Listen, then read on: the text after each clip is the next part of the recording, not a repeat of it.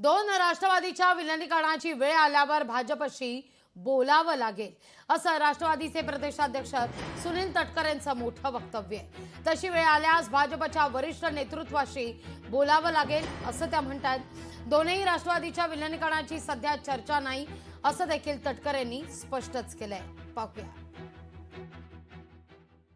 दोन्ही राष्ट्रवादी पक्षाच्या विलिनीकरणाची कुठलीही चर्चा वरिष्ठ पातळीवरती सुरू नाही, कधीही झालेली नाही।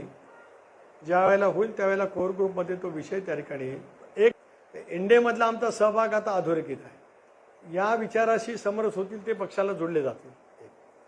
विलिनीकरणाचा मुद्दा आज तरी खूप दूर दिसतोय, म्हणजे कारण माझ्या स्तरापर्यंत तरी माहिती नाही, कोर ग्रुपच्या पर्यंत कोणाची चर्चा त्या ठिकाणी नाही।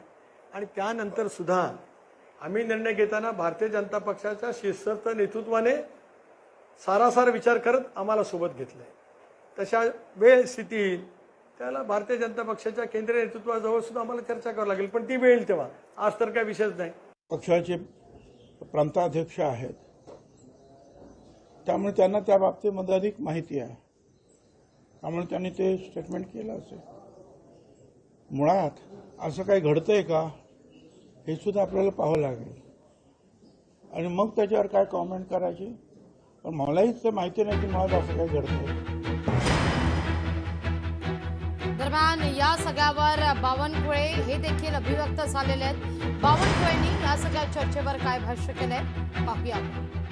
दोन्ही राष्ट्रवादी एकत्र येण्यासंदर्भात चर्चा जी भाजपच्या वरिष्ठांशी करावी लागेल असं म्हटलं। मला सुनील तटकरे काय बोलले माहिती नाही, त्यांच्या पक्षाचा जो अंतर्गत प्रश्न आहे त्यामुळे त्या प्रश्नांची काही बोलणं योग्य नाही।